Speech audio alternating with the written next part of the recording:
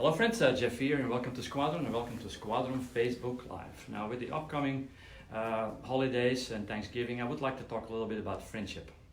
You know, friendships are very important in somebody's life. It's like there is this actress, I think it was, if I remember correctly, like Susan Sarandon. She said, your life is like a room with a door and people walk in and people walk out. But sometimes people stay in that room and you close the door, and those are the friends that will stay with you forever, and they will be either an influence in your life or just somebody that you can relate to. Now, I always had a very easy time to make friends, even in kindergarten, grade school, middle school, high school, the army, work, whatnot. I always had a very easy way to make friends. But once in a while, you know, you meet one person that comes into your life and he will have a very big influence, and you can call him your best friend. So I'm going to tell you a little story about that, how I met my best friend, and of course it involves modeling. How could it not? So let's look a little bit closer. So turn your clock back to the 70s, you know, 78. I just got out of the army, and it was the time of disco, you know, the disco fever. Yeah, we were all listening. We all saw the movie Saturday Night Fever, the Motown, Philadelphia sound. It was all about disco and going to the discotheque on a Saturday night. So me and my army buddy, we both had a girlfriend at the time, and our thing was going on a Saturday night to the local disco. Now, the disco, it was just a big room, a dark big room with loud music, with strobe lights, and of course there was this disco ball on the wall, and we were all moving to the groove, you know, in our outfit. And talking about an outfit, I saw that movie, the Saturday Night Fever, and John Travolta, he was wearing this very light white suit, a three-piece suit, and I wanted one like that. So I bought myself one, and it was this god-awful baby blue three-piece suit, you know, with the bell bottoms, and I had this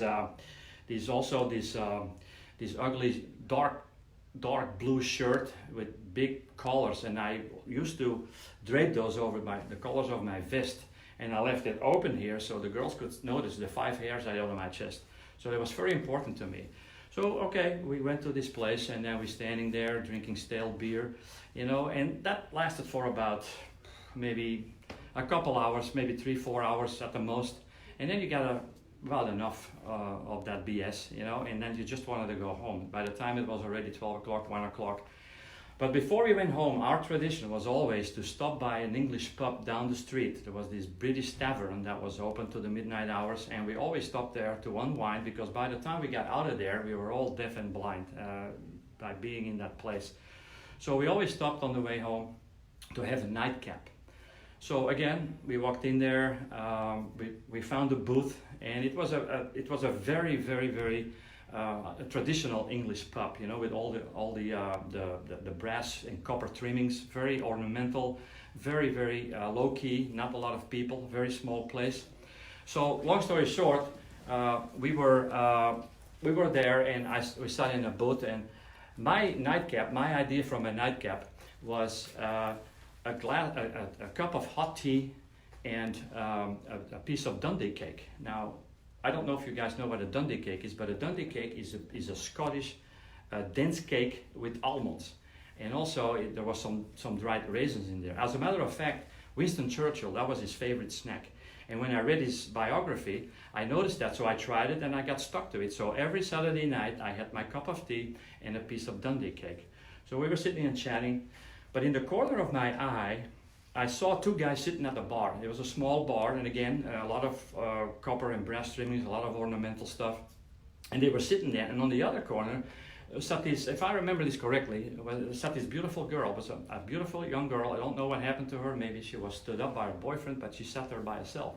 And I could not fathom at the time why those 2 guys were talking to each other and ignoring the girl at the corner there.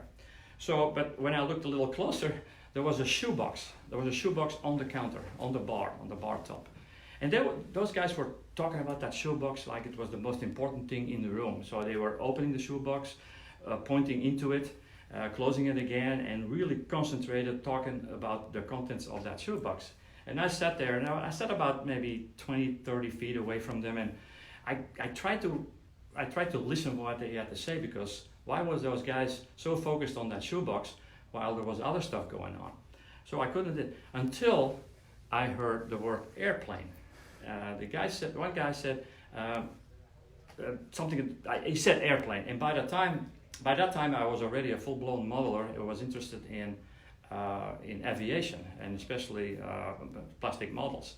So when he said airplane, I perked up. This was like, okay, I need to know what's going on there. So I started listening more, but I couldn't get any further. So finally, I said, well, I have to come up with a plan. I can't go up there looking like a fruitcake and go to those guys, because they were dressed in jeans and a t-shirt, and I'm standing there in my outfit, looking like some. Well, anyway. So I told the party I was with, I said, well, I'm going to take a bathroom break. I need to take a leak, so I'll be right back. So I made a large curve, so I had a long approach to those guys, and I was hoping by the time I get there, maybe I could peek into their box and see what's in there. So okay, plan in motion, I get up, I walk around, and the Virgin Mary must have been in my favor that night, because when I was level with these guys, the one guy picked up the box, opened the lid, and I could look inside there. Now, I was caught with my pants down, because for some reason I stuck there longer than half a second, and we made eye contact, like me looking in that box, and I looked at those guys and said, what the heck? They didn't say anything, but I could see on the expression of their face they were not really pleased with me interfering and sticking my nose in their box. So I hurried to the bathroom, because by this time I really had to go. I was like all shocked and all. So I get into this bathroom, and I was saying, oh my God, how in the hell am I going to get out of there? Because those guys saw me, and they saw me looking in their box. I had no business doing that, so they're probably going to talk about the fruitcake that just went to the bathroom, and by the time I come back, I'm going to be like the topic of their conversation. So, okay, I did my business, and I walked to the sink. Now listen to this. I walked to the sink, and there is this. I don't know over here. I walked to the sink to wash my hands, but I don't know over here. But back in the 60s and 70s, they, instead of a soap dispenser, they had some sort of a contraption screwed onto the wall. It looked like male genitalia. It was like some shaft that came out, and there was like some sort of a soap sausage was slid over it. And what you had to do when you wash your hands, you had to grab that thing, massage it until you get soap on your hands, and then rinse your hands off. So it was actually very disgusting, because the guy touched it before you, and then the guy after you is going to touch the same thing. So we were like, I was just like holding that thing, massaging it with the soap on my hands. But what I didn't know is that it was not screwed all that good to the wall. So what happened when I released it, the sausage slid off, hit a cup of stale beer that was there left before me. The beer splashed into, the cup fell into the sink, and the beer splashed onto my brand new pants. So now I was not only worried to be embarrassed going back in there, it looked like I pissed myself. So I stood there like sweating, and the only thing I could think about is escaping through the bathroom window, run around the building, pick up my girlfriend at the front door, and just leave her home, because the evening was not going very well. The only problem was there was no back window. I had to go out that door. So my dad always say, you know what, the best line of defense is the attack. So out I went. Now, in the meantime, the girl was already turned with her back to me, and she was talking to the bartender, so she didn't notice me. And one of the guys left already. So luckily the guy with the box was still there, but he was again like the girl with his back turned to me, and he was just sipping his beer, staring into the abyss. So I had a clear field all the way back to the booth where I was. So I go over there, and the minute I passed them, I don't know what got into me, but I started talking to me. I said, hey buddy, I'm sorry, I apologize, I should not look in your box, but I was intrigued what was in there, you guys were so into it. And so he looks at me like with his eyes half closed, because by that time he was already a little gone, he was either tired or drunk. I said, but I do know what's in that box. He said, and he looks at me and he says, oh yeah, you know what's in the box? I said, yeah, in the box is a P47 cowling on 1/72 scale. So that's when he perked up and he said, you know about this? And I said, yeah. I said, I'm a modeler. I built that kit a couple of weeks ago. That's a Asagawa one, isn't it? And he said, absolutely. And he gestured, and I still see this like today. He gestured like, take a seat on the bar stool. So I took a seat and I looked at my girlfriend and I said, well, give me 5 minutes. And she said, well, what about me? Kind of a deal. And I said, okay, I'll be right there. So 5 minutes turned into 10 minutes, turned into 15 minutes, 20 minutes, 45 minutes. A couple times I got the dirty looks, but I always tried to stretch it for 5 more minutes. So finally they got up. My buddy got up, his girlfriend got up, my girlfriend got up, came over to me. Well, we're gonna go home. We'll see you tomorrow. I said, okay, I'm sorry. I just want to talk to my friend here. Blah, blah. Okay, all right. So they left. So then we started talking about models. The whole evening was all about plastic models because finally I found a friend and he found a friend that would share the same interest. And the reason he brought that box to the bar was that the day before he bought an airbrush and he brushed the cowling, this little tiny cowling yellow, and he just wanted to show his friend. So the box itself was full of toilet paper. You know, it was full of toilet, and in the middle was this little tiny cowling that he brought just to show his friend.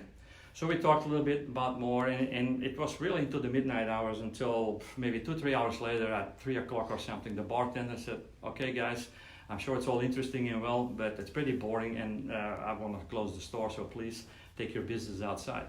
So that's what we did, fair enough. We finished our drinks and he skirted us to the door, closed the door behind us. And here we are in the middle of the city at night with nobody there, me in my 3-piece baby blue suit with my platform shoes, and this guy with a shoebox full of toilet paper. And that, my friends, that sealed the friendship. We talked for another 10 minutes, we exchanged some information, and we promised each other that we would look each other up during the week, which happened. And for the next 35 years, Herman was his name. He was a police officer. I didn't even know. I never saw him before. But for the next 35 years, we visited each other at least 2-3 times a week. We went to every model convention, every model show, every museum, air shows, model stores. Even we had our wives convinced to have a joint honeymoon. We went on a honeymoon. We postponed both honeymoons until we could go together to visit Normandy, all because we were interested in modeling. And that's what friendship was all about. I learned a lot from him, and we exchanged some techniques. And he stayed my friend for 35 years until he passed away 5 years ago due to an illness. And I will never forget him because he was part of my life and part of who I became. And on the other hand, too, when I moved to the United States here in 94, 95, there were like several people waiting for me, people I never knew before, never seen before, never heard of. And they were there to help me. They were there to help to establish my business. They were there to help me move. All that got, and those guys know who they are. A couple passed away, like Gaston Bernal and Warren Moncassi, but the other guys, like Lonnie, Phil, Mark, Max, if you're watching, I still appreciate what you did back then and what you're doing for me now. You always will be my friends. So you never know, friendship is very important, and if for the people who say they don't need any friends, I feel sorry because friendship is very, very important. So next time when you see somebody walking with a box, you either, it can go two ways. Either you find a friend for life, or you're going to walk back to your car with an ice pack on your eyes. It doesn't matter. Now, going back to the most or more important thing now, that was my story. So now we're going to go to the raffle. We have Matt from New York says hello and happy Thanksgiving, and Mac says hey y'all from Alabama. Hey Matt and Mac, happy Thanksgiving to you, you guys too. Thank you for watching. Spread the news. So as I was saying, we are going to draw the raffle from last week. Now last week the answer was the question was actually, when did the Battle of the Bulge start? The exact date of the Ardennes offensive, when did it start? And many of you participated, and we had the right, many of you were of course right. It was the 16th of December 1944. So that was the right answer. So we're going to have Christina draw the name here.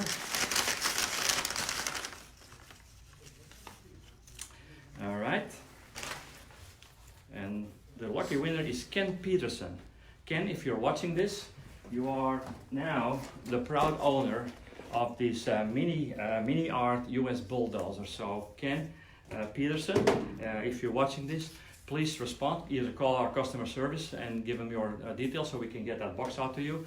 Send something, maybe send me an email through the help desk, or just leave a comment. Just make sure that you reach one of us, and so we can send that thing out to you as soon as possible. Now for the next raffle we're going to do next week, we're going to raffle off the P51 Mustang. And this is a brand new kit from Edward. It's available, and we're going to raffle one off. This is a state-of-the-art kit, very nice. I don't think I have to explain this. We're all familiar with the quality. And the question for that, for next week's raffle, is who was during the Vietnam War, there was a crew on a Phantom, a US Air Force Phantom, not the Navy, but the US Air Force. There was a team, like a crew, that scored the highest MiG kills on Phantom during the Vietnam War. So I need 2 names from you. And again, not from the Navy, but from the Air Force. What was the crew, what were the 2 names of the guys that flew the Phantom and that had the most kills? So let us know in the comments, and then you will be eligible to get your name in the bullshit bag, and we'll draw a winner next week. Now, I think I said it all for now. Now, of course, spread the news. Like I said always, please inform your friends and family to spread the word. Subscribe on Facebook, subscribe on YouTube, Instagram, Twitter, wherever you can subscribe, because I would like to keep doing this. Also go to our website to see what's coming and going. And of course, what else was there? Yeah, don't forget, if you live in the Dallas area, to stop by on Saturday between 9 and 3 to visit our store and have some coffee. And then we can talk a little bit more. And before I go, you know, the world is in trouble. You know what, there's a lot of stuff going on all around, but also in the United States, on the home front, there's a lot of political turmoil, a lot of wasted energy, wasted money, wasted senseless energy, and it's so exhausting. So I just wanted to say, you know what, at the end of the day, it doesn't matter if you're a Republican, it doesn't matter if you're a Democrat, it doesn't matter if you're a liberal, or what any political conviction you might carry, it does not matter. At the end of the day, we are all Americans, and that's very important, not to forget that, because I can speak out of experience. I come from a different continent, and the United States, I can tell you right now, is the best place on earth to raise a family, to thrive, to meet friends, and just to feel safe. So don't forget that. You know what? It's a great place, and God bless you all, and God bless the United States of America. And I'll see you guys next week at 12 o'clock Central. Jeff Fee here, signing off.